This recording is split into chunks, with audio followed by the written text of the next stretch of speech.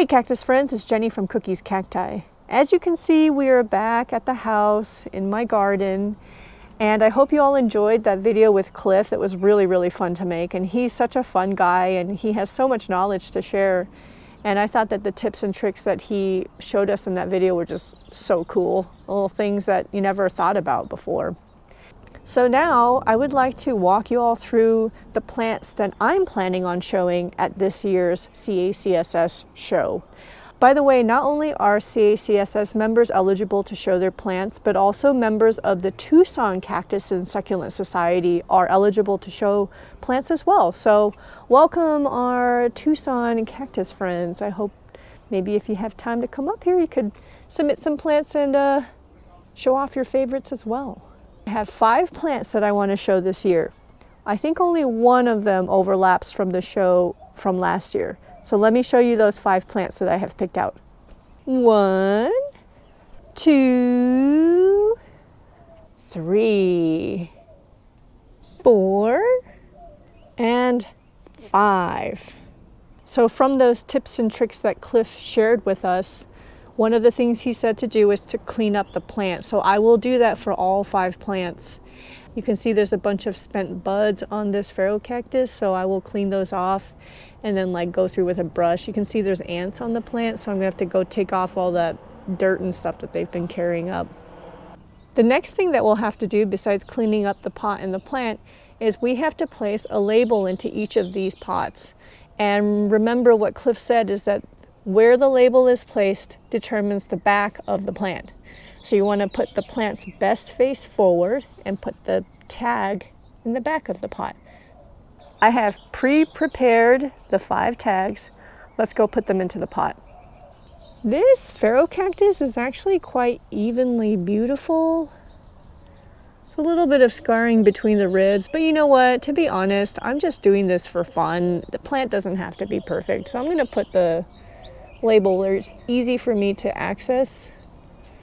Oh, that might be the best I can do. Okay, so that's the back of the pot. This will be the front of the plant on the table.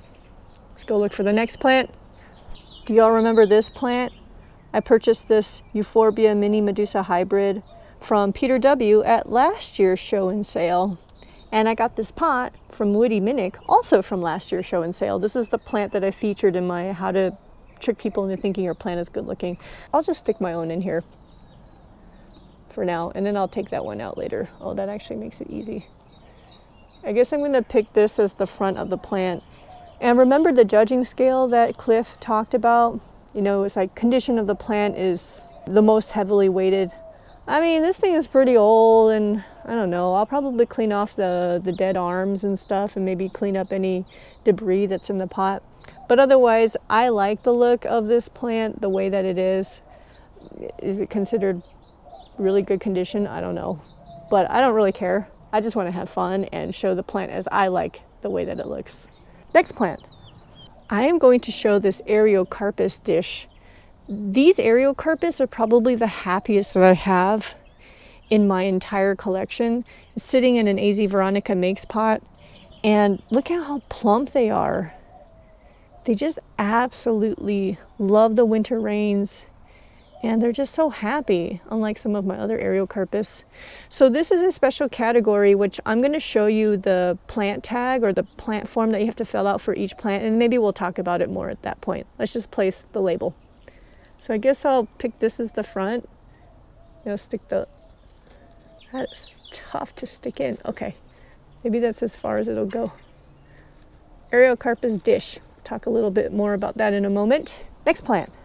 See, there's a tag in this plant pot already. This was my blue ribbon winner from last year. At last year's show, it was still classified as an encephalocarpus, but it has since changed to Pellicephora. So I'm going to swap that label out. So I'm going to give this one a try again just because it did well for me last year, but it will be in a different, competing against a different genus of plants this year, so I don't know if it has a chance. I'll try anyway. Why not, right? Okay, last plant. I'm deciding to show this multi-headed Ariocarpus this year. Last year I showed that one, but I thought, why don't I just try something different and go for this Trigonus. You see how there's 3 heads and 2 of them are facing forward here, so I'm going to make this the front of the plant. There we go. All entered plants have to have a tag in the pot, so make sure you place it in the back of the pot. Okay, next I'm going to show you the forms that you'll fill out for each plant. All right, so for each exhibitor, you'll need to register for an exhibitor number. It'll be your name, I think, and your phone number, and then you'll pick a number or they'll assign you a number. And then they'll give you a whole bunch of forms, and you need to fill out 1 form per plant. So let me show you my forms. So these are the forms that you are given when you register as a plant exhibitor at the CACSS show. You'll notice that my forms are yellow because I am a novice exhibitor, and you'll see that text there that there's 5 levels from junior novice, novice, intermediate, advanced, and master, and every one of those levels has a different color form, so it's really easy to tell who is in the same level. And then what will happen is you will write in your exhibitor name and then your plant name, and then you'll have to fill out the section, class, and division. And I will put in the video description below a link to a PDF file that tells you about the section, division, and class. So please refer to that PDF file to determine which section, division, and class your plant belongs to. And then also when you register to be an exhibitor, you will be assigned, or you can pick an exhibitor number, and I'm exhibitor number 9. So you'll need to fill out the entire form. And you'll need to do this for each one of your plants.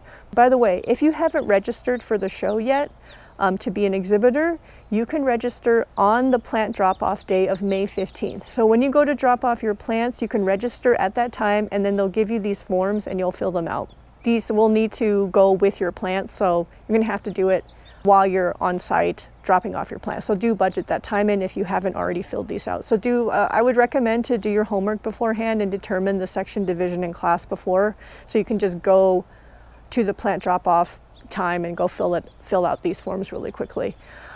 So here's an example of the Cactus glaucescens inermis and how I filled it out.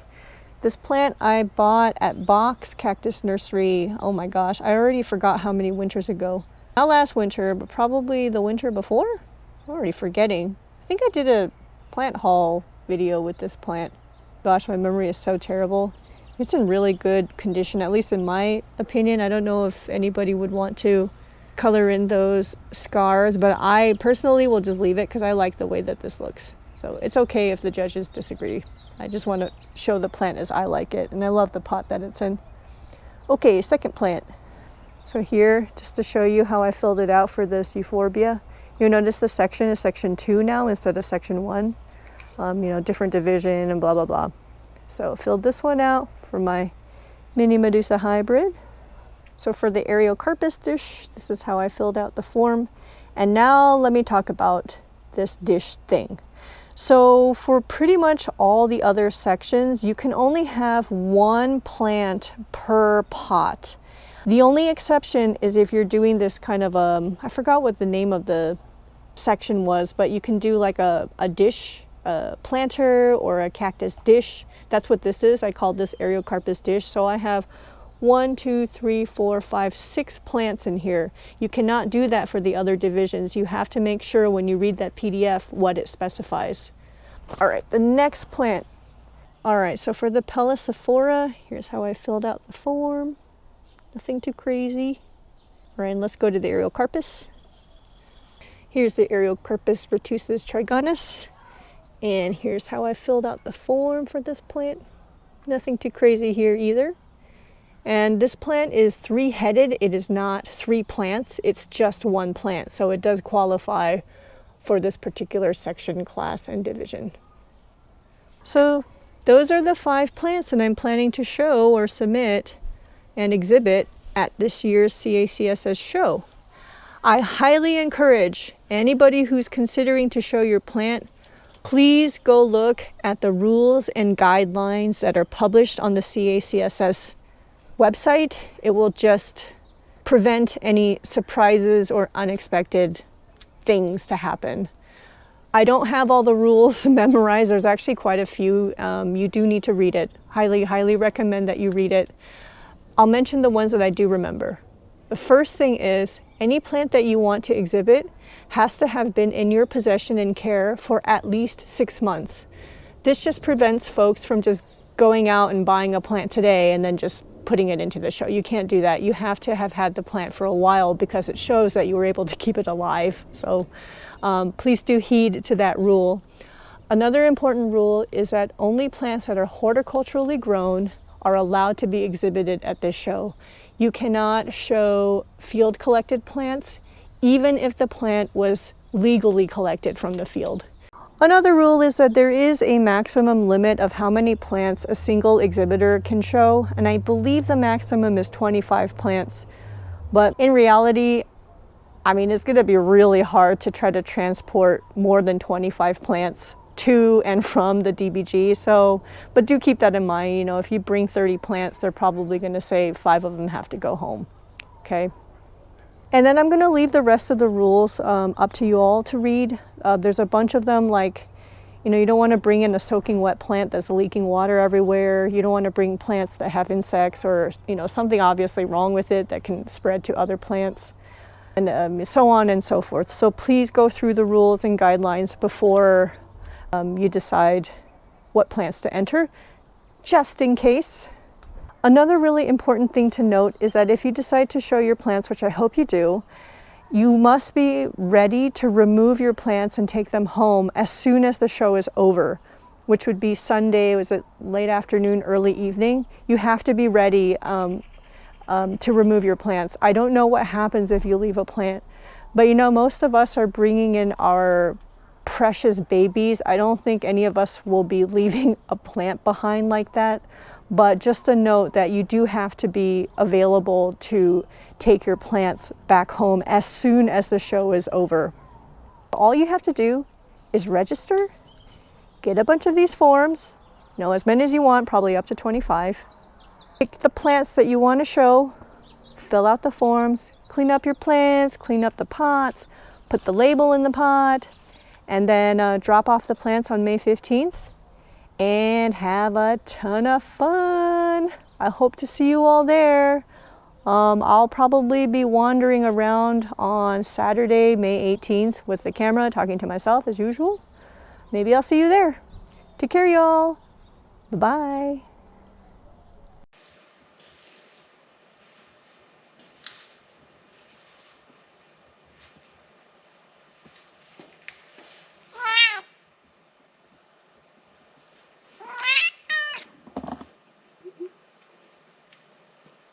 Cookie, do you think everybody should enter their plants into the show?